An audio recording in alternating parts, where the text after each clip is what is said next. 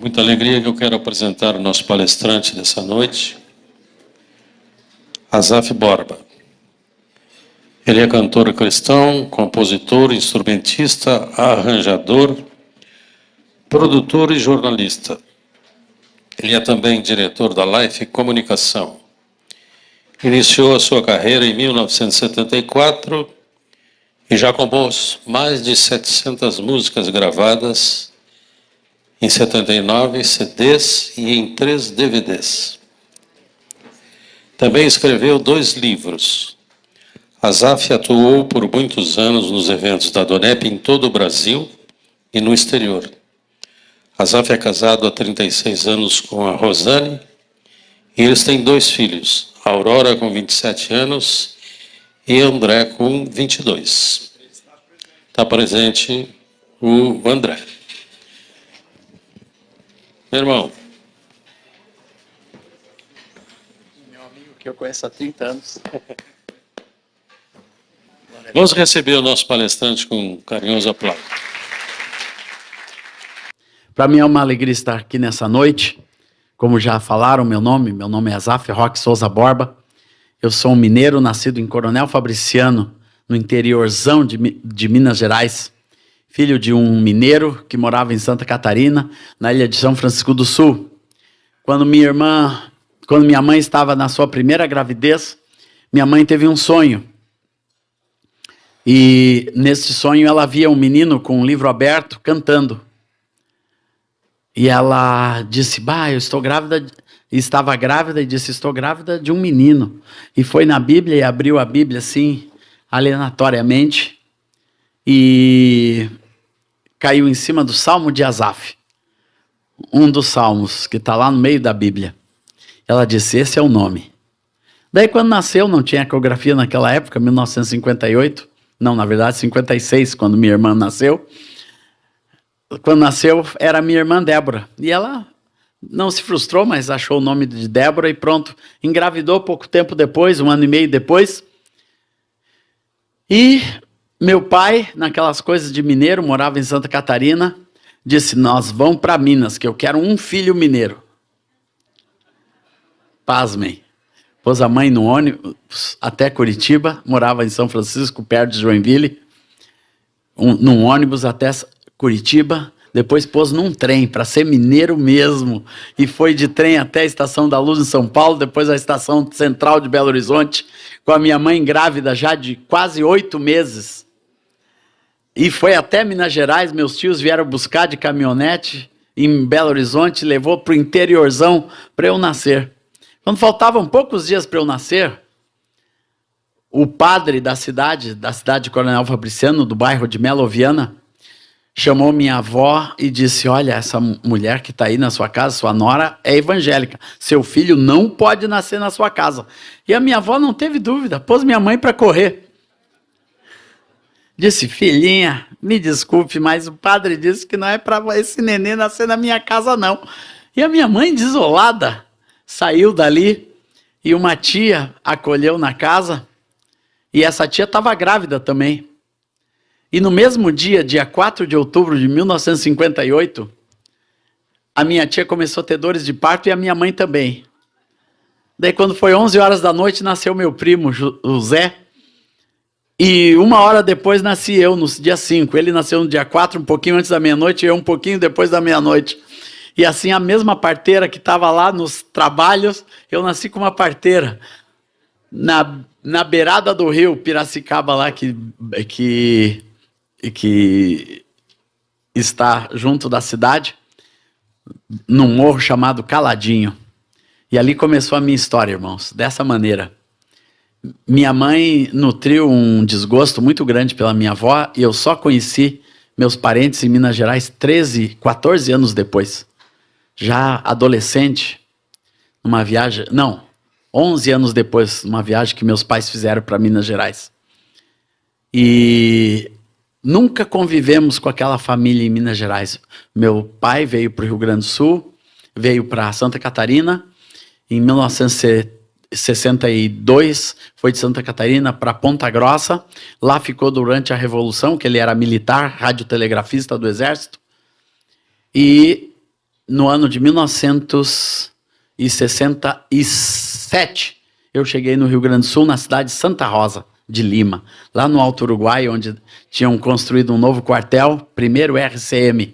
E lá meu pai foi como chefe do serviço de comunicação daquele quartel.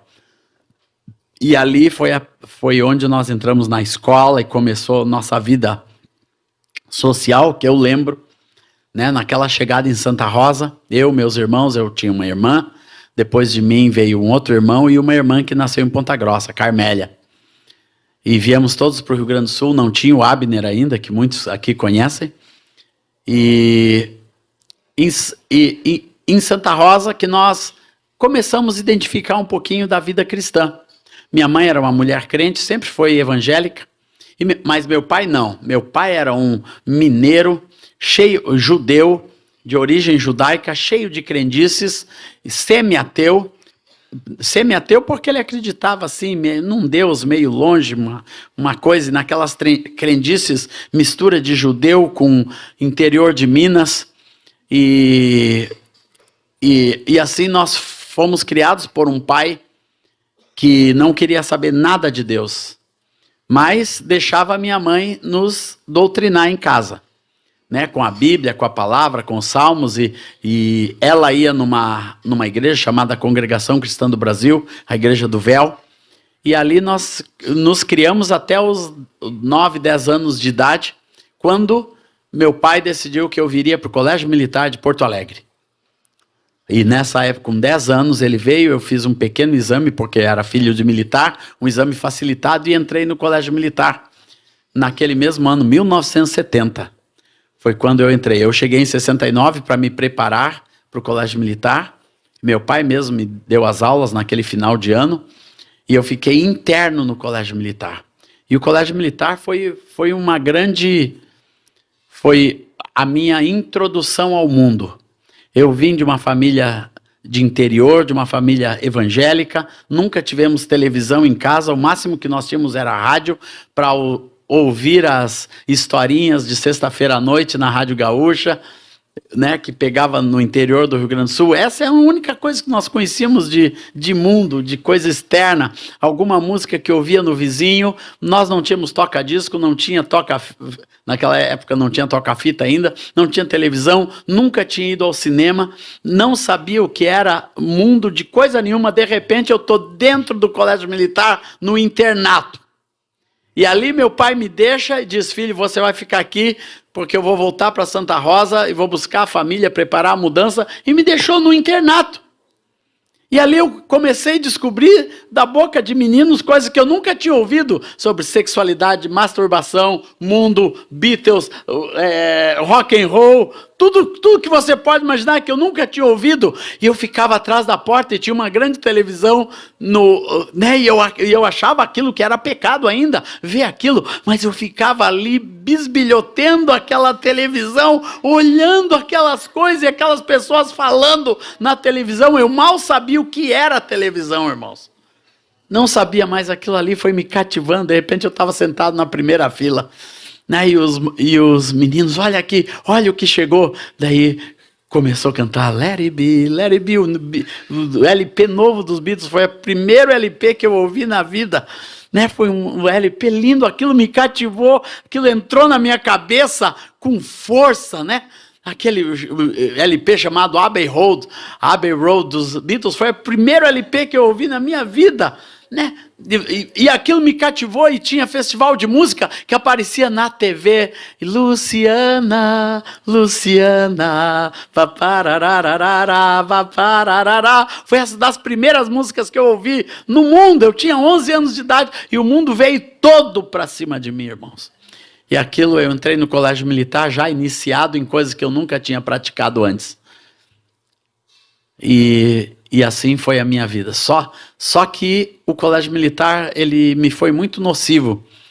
Primeiro porque eu não tinha o dom para aquilo. Aquilo era muito rude, para um menino romântico, para um menino que amava música, que ouvia melodias, desde criança eu ouvia melodias na minha cabeça, não sabia para que era, mas ouvia, já tinha escrito meus primeiros poemas, meus primeiros versinhos, e gostava de mar, gostava de lua, gostava de flores, de céu, e entro num lugar que tem que marchar, e que tem que lutar pela sua posição, e que os caras te empurravam, e você empurrava de novo, e os dois iam para dentro de um ringue, vocês se desentenderam, agora vocês vão brigar, e tinha que brigar para valer, ali no ringue do colégio militar. Não era o que eu queria na vida, de jeito nenhum, e aquilo foi me dando um choque anafilático no meu coração. Além do mais, irmãos, eu era gago.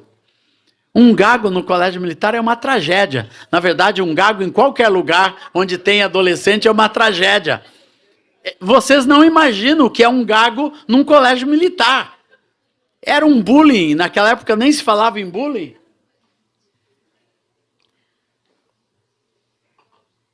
Mas quando os professores mandavam ler assim, ia chegando na minha hora de ler, irmãos, começava a vir uma coisa, uma fervura dentro de mim, e na turma também, todo mundo sabia que eu estava passando por aquilo, e quando chegava na minha vez de começar a ler o livro de história, irmãos, isso era uma tragédia. Era uma tragédia, e aquilo foi me destruindo por dentro. Aquilo não era o que eu queria, meus pais não conseguiram ver o que estava acontecendo, mas um dia lá dentro do colégio militar, um colega disse, vão lá no banheiro, nós vamos fumar. E eu já fumava um cigarrinho de vez em quando, e lá me deram meu primeiro cigarrinho de maconha, dentro do colégio militar. E depois do primeiro cigarrinho de maconha, já vieram outros que me deram na rua de onde eu morava, que eu fui descobrindo os maconheiros que estavam na porta da minha casa, era uma boca de fumo, irmãos, na porta da minha casa, na Avenida Zenha, pertinho ali da Avenida Ipiranga. E ali eu comecei a experimentar aquilo, e aquilo me cativou, aquilo me dava uma liberdade, uma alegria, ficava todo solto, né? Gostava de rir, de falar, e eu tocava o violão, daí conseguia tocar e cantar, né? Debaixo do cheiro da maconha. E assim foi meus primeiros passos de adolescência, e com 13 anos de idade, no terceiro ano que eu estava no colégio militar, eu um dia, da noite para o dia, eu decidi, eu não quero mais ficar aqui. E já movido por uma atração às drogas, ao mundo, e ao que me cercava ali na Avenida Zenha, e conheci uma turma da pesada que fazia artesanato, eu me cativei muito mais por aprender a fazer artesanato do que continuar estudando no colégio militar, ou qualquer outra coisa. Eu simplesmente disse um dia, não vou mais no colégio. Disse isso para minha mãe, disse isso para o meu pai, foi um choque, eles não fizeram nada, meu pai não fez absolutamente nada. Eu disse, não vou mais. Ele, menino, não vai mais estudar? Não vou, não quero, não vou, vou fazer outra coisa. E pronto, acabou. Fora isso, eu queria ser cabeludo. Eu não queria continuar cortando cabelo de jeito nenhum. Eu queria ser cabeludão, como toda a turma da minha rua, toda a turma que estava ao meu derredor, as gurias nos bailes só queriam dançar com cabeludo, não queriam saber de cara com o cabelinho cortadinho. De jeito nenhum. E aquilo foi a marca da minha adolescência com 13 anos de idade, e saí fora do colégio militar, irmãos. Na semana seguinte eu já estava full time na rua, me maconhando, e logo depois me prostituindo naquela região ali do Julinho, né, do Parque da Redenção. Aquilo ali se tornou o meu submundo. Eu tinha um grupo na Leopoldo Bira, ali perto da João Pessoa, uma maloquinha onde a gente ficava todas as noites, reunia aquele grupo para tocar violão, tocar de tudo. Eu era violeiro e gostava de estar naquela turma. E aquele se tornou o meu mundo. Um cara chamado Alemão Rui começou a me ensinar artesanato, eu fui aprendendo a fazer trabalho de couro, metal e muita habilidade, e aquilo foi me cativando, e eu amei fazer aquilo, comecei a fazer minhas primeiras coisas, couro, metal, miçanga, bijuteria e tudo, e aquilo se tornou meu mundo rapidamente, muito rápido, assim, em 1 ano eu já estava envolvido com tudo aquilo. E assim começou um outro pesadelo na minha vida, na minha casa. Porque eu não fui sozinho, eu levei minha irmã mais velha, a Débora, para o mesmo grupo, para o mesmo mundo, para os mesmos desejos. Ela só não parou de estudar, que ela gostava de estudar. Mas ela foi pelo mesmo caminho, pelas mesmas drogas. E ali se tornou... Ali eu fiquei 3 anos da minha adolescência, irmãos. Ali, totalmente perdido, longe de Deus, longe de princípios, longe de valores, longe de escola ou de qualquer outra coisa. Consegui um biscate alguns dias depois com um amigo que me levou para fazer pacote de presente numa loja chamada Reflexo, na Galeria Vila Rica. Há muito tempo atrás, os mais antigos conheceram aquela galeria, era muito chique. E eu ia lá fazer pacote de presente na época de Natal, era um biscate que eu tinha, ganhava um dinheirinho, mas a minha vida era rua. E assim foi até 1975, quando um amigo da família chamado Jairo Pinheiro, que era amigo do meu pai no interior, veio visitar nossa casa. Ele viu que aquela casa que era pura, agora tinha 2 drogados, tinha uma mãe que tinha abandonado os caminhos do Senhor, foi para o caminho do espiritismo e de outras coisas mais que ela começou a frequentar. E aquela casa toda perdida, meu pai mais enterrado no alcoolismo, meu pai era um alcoólatra, de cair na porta da casa todas as noites. Meu pai bebia todas as noites, voltava embriagado, cambaleando no meio dos ônibus e não conseguia subir a escada do edifício e ali ele deitava. E a gente chegava e a vizinhança toda passava por cima dele, na porta do edifício onde nós morávamos. E aquilo era muita dor, muita vergonha. Eu cresci com um pai alcoolizado, com um pai brigando, com polícia entrando dentro de casa, quando nós éramos adolescentes, porque a polícia comum não podia prender militar, que naquela época militar tinha algum valor, né? E ele entrava, só a polícia militar entrava dentro do nosso edifício, meu pai brigando, quebrando tudo, entrava lá dentro, levava meu pai preso, ficava um dia preso, no outro dia soltava, ele voltava para o quartel-general, mas bebia todas as noites. Bebia de cair no chão. E aquilo era uma grande dor, uma grande vergonha para nossa casa.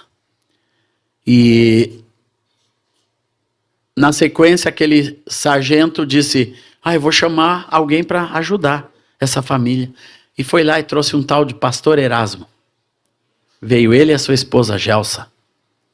E chegaram na nossa casa e conversando com a mãe, perguntaram o que a senhora gosta de fazer. Ela disse, eu gosto de cantar. E convidaram a mãe e levaram para o coral da Igreja Metodista Wesley. Igreja Metodista Wesley, uma igreja metodista ali na rua São Vicente, em Petrópolis, no bairro Rio Branco, na frente do Colégio Rio Branco, ali pertinho. E a minha mãe voltou então para essa igreja metodista. Não era a igreja pentecostal que ela conhecia, mas era uma igreja metodista, muito metódica, né, por ser metodista, tradicional, mas estava acontecendo alguma coisa naquela igreja, uma coisa diferente. Aqueles pastores estavam sendo renovados, né? Aquela igreja estava passando por uma metamorfose. E dentro dessa metamorfose, aquele pastor, que era um homem muito simples, e os seus colegas, entre eles pastor Cavalheiro de Moraes, Moisés, pai da querida Márcia, que é a pessoa que está aqui, que me conhece há mais tempo do que o André, meu filho, viu? Você me conhece há muito tempo, irmão. A Marcinha. E ali o pastor Erasmo, ele ficou com vontade de evangelizar pessoas, porque ele estava tendo uma obra de Deus na vida dele, uma transformação, um pastor há 20 anos, naquela época, há muito tempo, e ele foi cheio do Espírito Santo, uma transformação no coração dele, e ele sentiu vontade de visitar pessoas, e uma das primeiras casas que ele foi levado foi na minha casa, graças a Deus.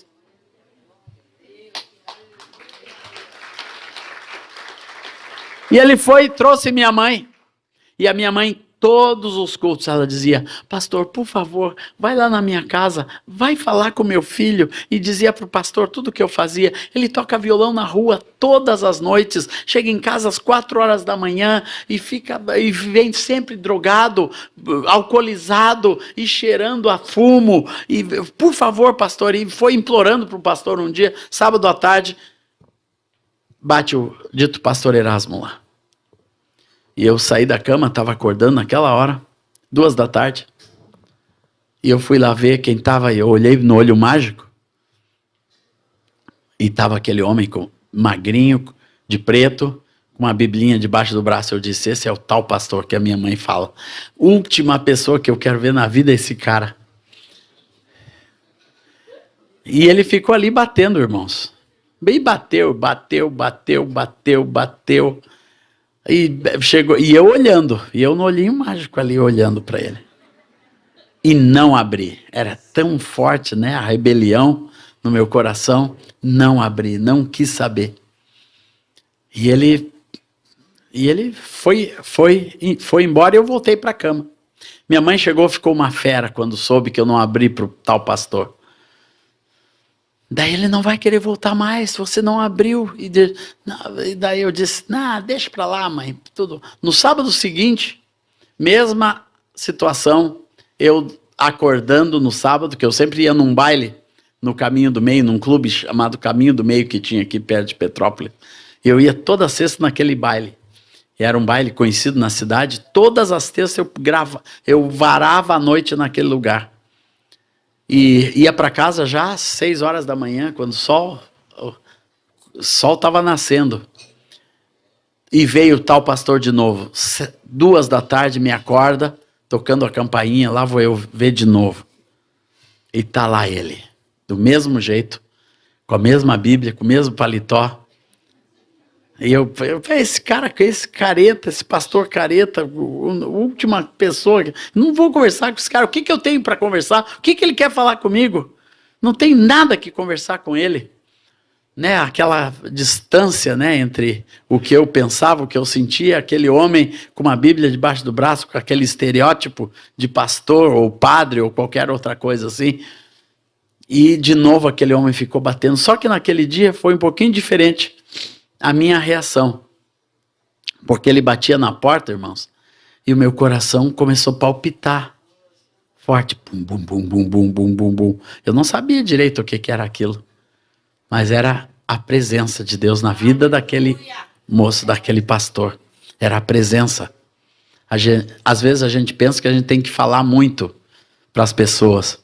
Não, a própria presença. Por isso que a gente tem que estar presente, perto das pessoas, mesmo sem falar, mas a presença fez uma grande diferença e mexeu com o meu coração de alguma forma. Eu tinha uma vontade de abrir, mas eu não tinha aquela força para simplesmente abrir a porta e deixar aquele homem entrar. E eu deixei ele ir embora de novo. Só que com um certo pesar. Eu corri para a sacada, que eu morava no 3º andar, e olhei aquele homem indo. Eu tenho essa imagem dele indo pela calçada, pretinho, indo embora, desaparecendo no centro comercial ali, que era do lado. E eu fiquei com um grande pesar de não ter aberto a porta. Quando a minha mãe chegou à noite, ela disse: filho, o pastor veio de novo? Eu disse: veio, mãe. Você abriu a porta? Não. Ela ficou muito braba. E a minha mãe, quando fica braba, né André? Ela deixa transparecer, e ficou uma fera comigo. Ele nunca mais vai voltar. O que é isso, seu rebelde, isso e aquilo? Eu disse: mãe, deixa, um dia eu vou lá falar com ele. Um dia não, você vai agora. E pegou no meu braço assim, com uma autoridade. E minha mãe tinha autoridade, viu? Algumas vezes, poucas semanas antes, no desespero de uma mãe, eu estava lá na maloquinha onde a gente fumava e se prostituía, estava lá com toda aquela turma do fumo lá, e entra minha mãe na maloquinha, irmãos. Minha mãe é muito radical, até hoje ela é radical. Ela entrou na maloquinha chorando e disse: Meu filho, onde está você? Eu estava sentado lá com baseado na mão. Ela foi lá, meu filho, eu vim te buscar. E chorando, todo mundo rindo, todos drogados ali, né? Aquela fumaceira de maconha. E ali ela foi lá no canto e me pegou. Vem cá, meu filho, vem. E uma mãe chorando, né? Ela me pegou, me puxou para fora e puxou um cinto que ela tinha trazido, irmão. E começou, ó, no meu lombo. Eu disse, para com isso, mãe. E todo mundo caçoando e rindo, e a minha mãe chorando e sentando o cinto em mim. Então ela já estava comigo pelas ventas nesse sábado, né? Nesse sábado, então ela me pegou e eu pensei que ela ia tirar o cinto de novo.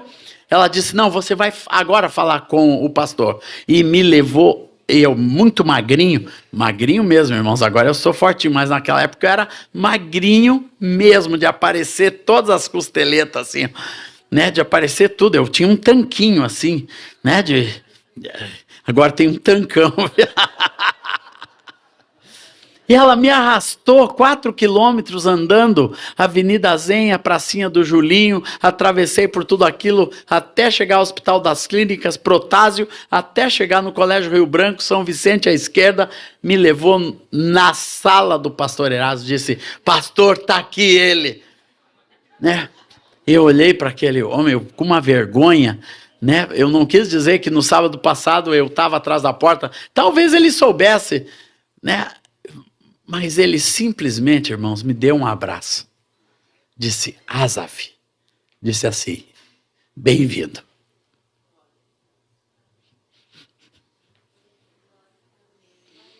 Bem-vindo, Asaf. Eu nunca mais saí de perto daquele homem. Até hoje. É meu amigo e meu irmão. E um dos meus pais. Junto com o pastor Moisés, homens a quem eu amo e honro até o dia de hoje. Ele me deu um abraço e me levou numa salinha. Tinham 8 jovens. Isli, Juliane, Suziane, Alencastro Martins, um moço chamado Juca, Elcira, o Russomano, Soninha e Ana Lúcia. 8 jovens. E esses 8 jovens disseram, Asaf, você é o Asaf? Eu disse, sou. Sua mãe disse que você toca violão. Eu disse, sim, toco. Então senta aqui, você vai tocar agora. Me deram um violão na mão. A primeira coisa que me deram foi um violão na mão.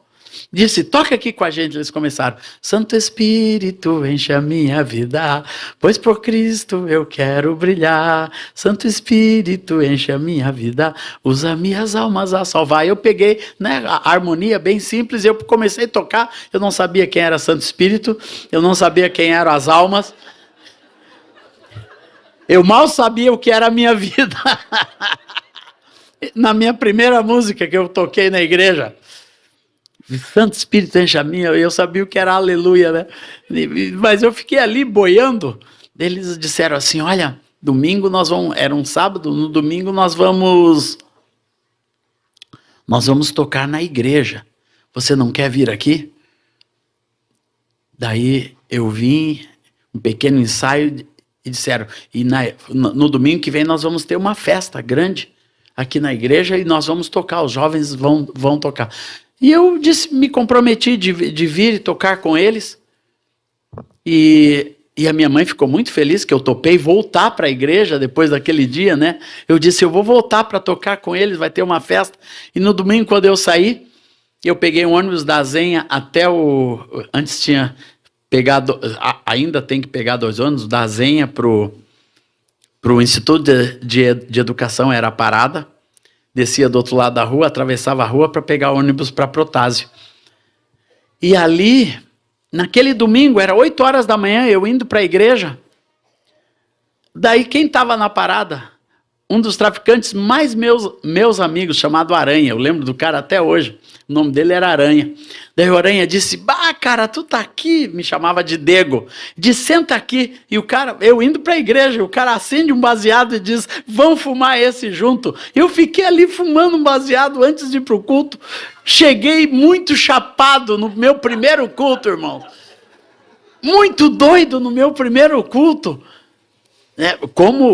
O diabo sabe exatamente aonde você está indo, para onde. Olha, assim como Deus, o diabo desconfia do teu destino e para o que Deus já te separou. Ele sabe aonde Deus quer levar a tua vida, e eu acho que o inimigo sabia e sabe, né, onde Deus quer levar a vida de cada pessoa. E ele sempre vai querer atrapalhar o teu destino, e foi isso que aconteceu naquela manhã. E ali eu fumei aquele baseado e fui para o culto, toquei com os jovens, ninguém desconfiou, ninguém sabia, mas assim começou a minha carreira cristã, nesse dia, porque eu nunca mais saí do meio daqueles jovens, comecei a tocar naquele grupinho, comecei a tocar com eles, todos os fins de semana ia tocar em alguma igreja metodista ali da região, e eu amei aquelas pessoas, eram elas verdadeiras, puras, e falavam de uma coisa que eu gostava, que era o amor de Cristo Jesus. Eles me falavam que a única coisa que podia realmente transformar a minha vida era o amor de Cristo Jesus dentro do meu coração. Eu não entendi a profundidade disso, eu não entendi o que isso realmente significava, mas aquilo começou a fazer cada semana um pouquinho mais de sentido, na medida que eu conhecia aquelas pessoas, de modo que o testemunho daquelas pessoas, elas começaram a mostrar que o amor de Deus era uma coisa real, e eu comecei a ser atraído pela vida das pessoas, pela maneira que eles viviam, pela maneira que se relacionavam, que honravam uns aos outros, e aquele amor cativou o meu coração, e eu me aproximei de Deus através daquelas pessoas. Então tenho uma grande dívida de amor por aquele começo, que Deus foi levando pela minha vida fora, e nos meses seguintes, isso foi em maio, no mês de agosto teve um grande evento de jovens que esse grupinho foi tocar na Igreja Metodista Central. E nessa noite, depois que a gente tocou e outros grupos tocaram, tinha um grupo da Assembleia de Deus chamado God Fritzl, que tocou nessa noite que eu me converti. E são meus amigos até hoje. O líder desse grupo chamava-se Hudson Taylor, que é o pastor da Brasa Church hoje, lá da Igreja Brasa. O Hudson era o líder, um dos líderes desse grupo. E eles cantaram, nós cantamos, e no final um pastor foi lá e disse: eu quero dizer aqui nessa noite que alguém precisa entregar a sua vida para Jesus. Alguém tem que mudar o rumo da sua vida. E naquela noite, aquela afirmação, alguma coisa disse, eu pensei, quem será? Né? Quem será? Alguém precisa mudar o rumo da vida? Quem pode ser essa pessoa? E eu fiquei me perguntando assim, quem pode ser? Daí de repente Deus falou no meu coração e disse, é você. É você que precisa mudar o rumo da sua vida. E eu sem hesitar, peguei meu violão, fui lá para frente, me prostrei diante de Deus e disse, eu sou esse cara que precisa mudar o rumo da minha vida. Deus tem que fazer alguma coisa na minha vida. Eu sou esse cara. E ali naquela noite, eu saí daquela igreja leve, irmãos. Metodista Central. Sempre que eu passo naquela porta da igreja, eu lembro o quão leve eu fiquei aquela noite, de 18 de agosto de 1974. Quando eu saí dali, a primeira coisa que eu pensei em fazer, depois de entregar minha vida para Jesus, foi fumar um cigarro. De tão leve que eu estava, queria fumar um cigarro como uma atitude de prazer. Mas na hora que eu puxei minha carteirinha de Carlton novinha, aquele cigarro Carlton que era douradinho assim, quem já fumou sabe do que eu estou falando. Eu puxei o cigarro e disse, não quero mais. Fui no bueiro, na frente da Igreja Central e joguei. Esses dias eu mostrei para o André um tempo atrás, o bueiro onde ficou minha última carteira de cigarro. E joguei ali naquele bueiro, nunca mais fumei, irmãos, nunca mais. Fumava desde os 11 anos. Ali estava com 16 anos, joguei meu cigarro fora e parei de fumar. E ali, no meu coração, eu decidi, não vou mais tomar droga. E comecei a ser fortalecido por aqueles irmãos, eles me vigiavam o tempo todo.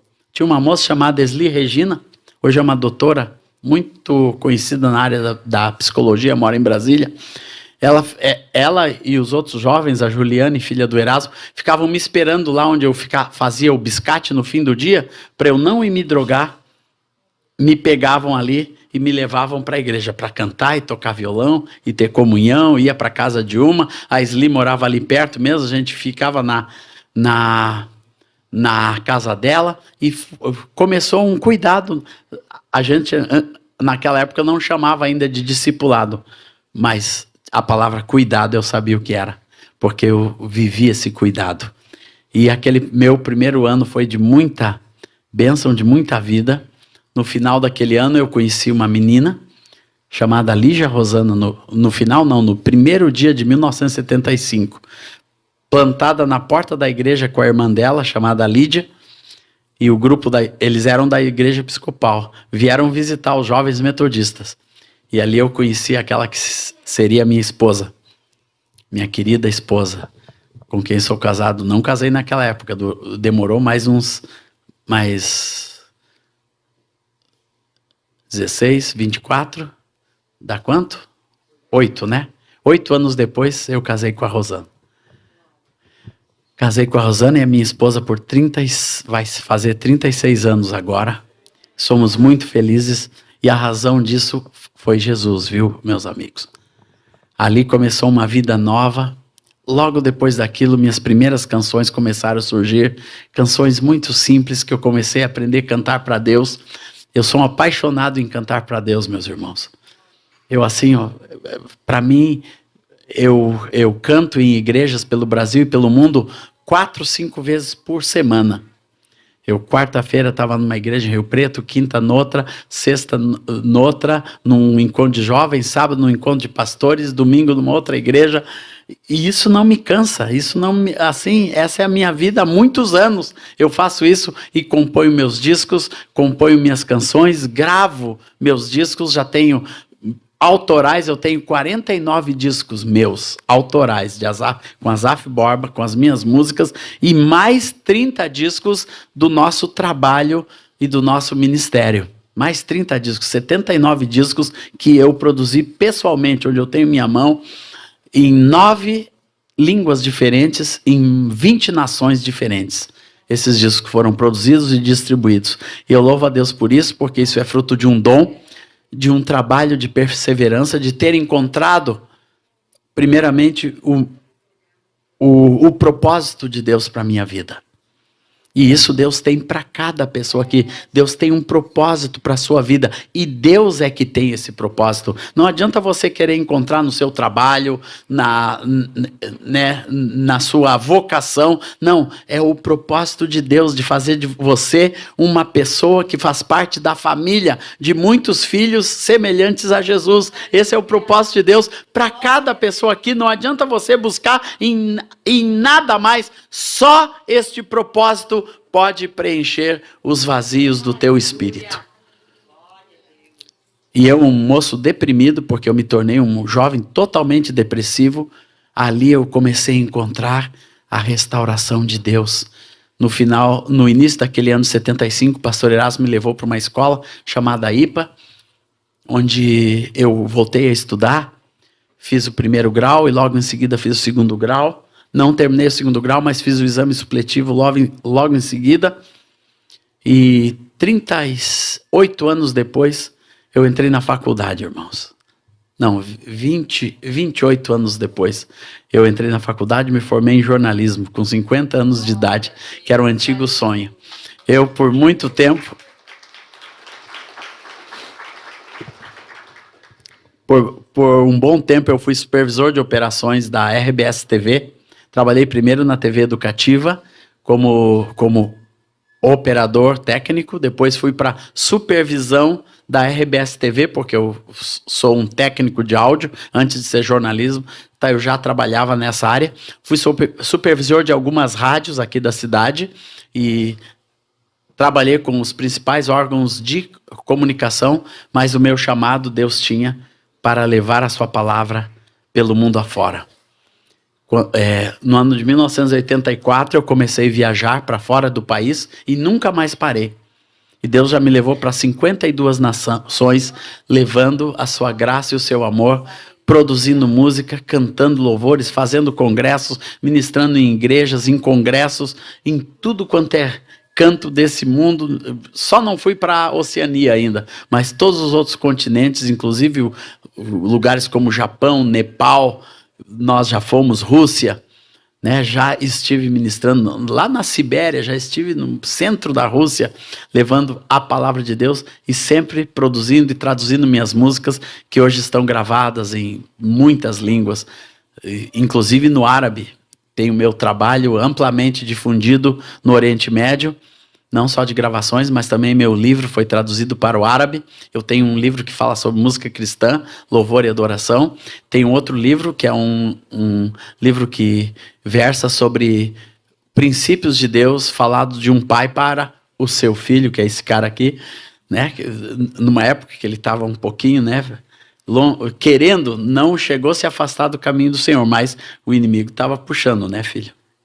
Né, puxando, né, empurrando, dando uma empurradinha, jogando tomate na frente para ver se tu caía.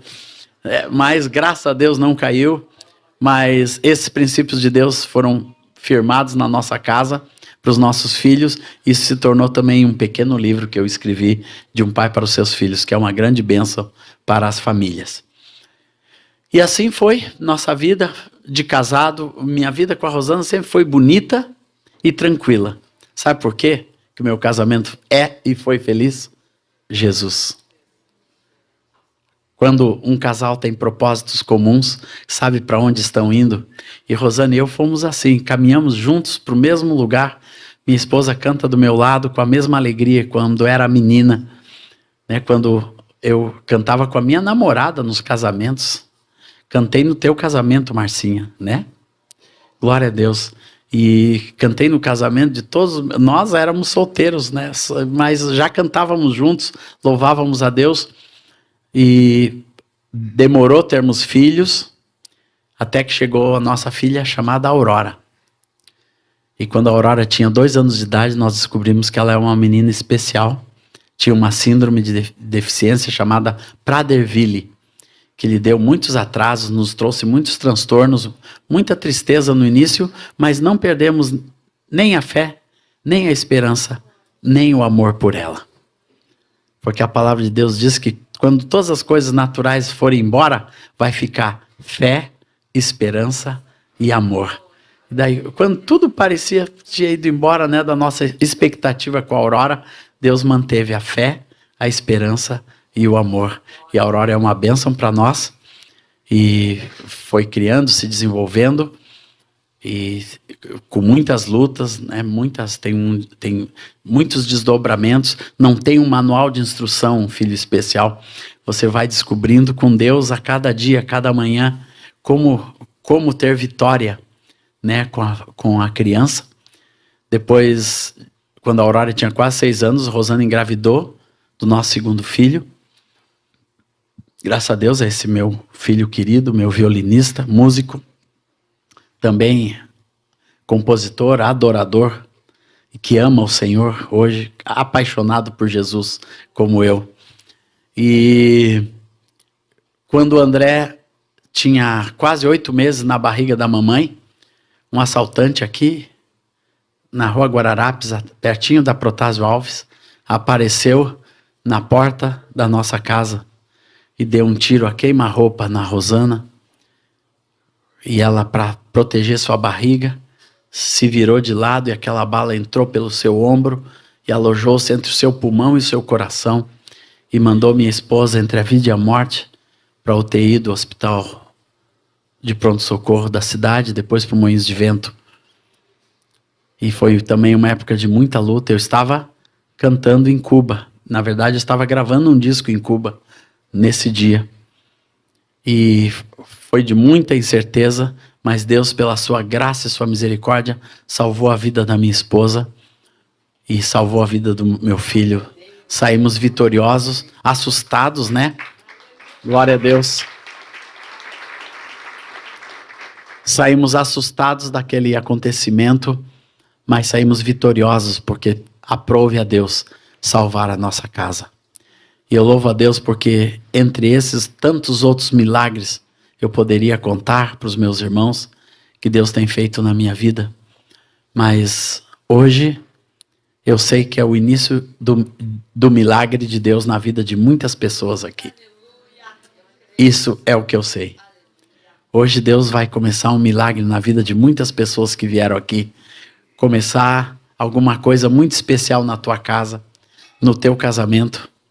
Vocês estão ouvindo uma pessoa extremamente feliz, que tinha tudo para ser infeliz, tudo para ter uma juventude totalmente desvairada, como eu estava indo, e como alguns amigos meus poderia já estar morto, totalmente tomado pelas drogas, como muitos jovens da minha geração, de sexo, droga e rock and roll. Mas aprove a Deus uma salvação tremenda da minha vida, uma transformação no meu coração. Essa transformação Deus quer fazer na tua vida, a mesma felicidade que hoje eu tenho na minha vida, graças a Deus, a alegria de ter meus filhos comigo na obra do Senhor, cantando e louvando a Deus, a alegria de poder viajar com a minha família, dando graças ao Senhor, contando a minha história, falando das coisas de Deus, levando minha música, meus discos, meus livros. Isso é uma coisa maravilhosa, irmãos. Isso me faz um homem extremamente completo, extremamente feliz, mas principalmente porque eu descobri o propósito de Deus para a minha vida. Compreendi que Deus tinha um plano, um objetivo firmado e um destino traçado. O Salmo 139 diz que Deus escreveu todos os nossos dias, inclusive o teu, que está aqui hoje. Deus propôs esse jantar, não foi Adonep? Foi Deus que propôs esse jantar aqui. Deus que escreveu no livro de cada pessoa aqui. Um dia eles vão se reunir todos lá num jantar da Adonep. Assim como escreveu aqueles dias do Erasmo na minha porta e do meu primeiro abraço e de tantas pessoas que eu tenho encontrado por esse mundo afora. O encontro de pessoas na hora certa, no momento certo, para trazer a vida e a esperança para você. Hoje Deus quer encher o teu coração de fé, de esperança e de amor. Eu não sei como está a sua vida, mas Deus sabe, porque Deus já escreveu os teus dias. Até as tuas lutas e as tuas tribulações vão promover o bem. A palavra diz que todas as coisas cooperam para o bem daqueles que amam a Deus, que são chamados segundo o seu propósito. Então Deus tem um plano, um propósito para cada pessoa, e quando Deus faz, ninguém pode desfazer. E hoje Deus está fazendo. E eu, antes de sair daqui, eu quero orar com qualquer pessoa que queira mudar o seu destino hoje. Que Deus trouxe aqui nesse lugar para começar uma nova história na sua vida. E eu peço que, se é com você essa história, como eu aquele dia, alguém precisa mudar a sua vida hoje. Deus trouxe nessa reunião, né? E eu ficava olhando para o lado, será que essa pessoa do lado, quem será o jovem que estão falando, né? Mas é você. Então, se é você, erga uma das suas mãos hoje. Se Deus está falando com você hoje. Isso mesmo, irmã, que coragem, linda. Pode deixar sua mãozinha erguida. Essa senhora também, Deus está falando com você. Alguém mais? Que Deus está falando nessa noite? Que bom, queridos. Coisa linda. Eu quero pedir para vocês que as pessoas que estão em volta fiquem com a sua mão erguida. Alguém dos nossos irmãos e amigos, alguém que trouxe você, pega essa pessoa num abraço, traz ela aqui para frente que nós vamos orar por elas. Vem aqui, amigão, vem. Vem aqui, não precisa ter vergonha, nada. É mudança de destino. Não tenha vergonha de mudar o seu destino, meu querido amigo e irmão. Não. Tenha vergonha de ficar do jeito que você está. Isso sim que você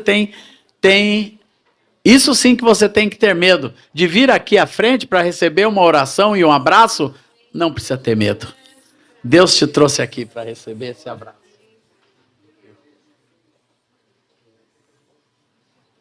Isso. Agora eu quero orar com vocês. Queria que todos os irmãos que estivessem aqui estendessem suas mãos para essas pessoas. E eu quero pedir que vocês orem comigo. Todos orem juntos comigo esta oração. Senhor Jesus, Neste momento, eu estou mudando o meu destino. Pelo poder da tua palavra e do teu Espírito, que entra no meu coração e me faz uma nova criatura. Eu reconheço os meus pecados, mas reconheço o teu perdão para os meus pecados. Entrego minha vida inteiramente a ti. E de hoje em diante, eu serei uma nova criatura que vai viver a vida de Deus através de Cristo Jesus. Amém. Essa é você hoje, uma nova criatura. Deus abençoe.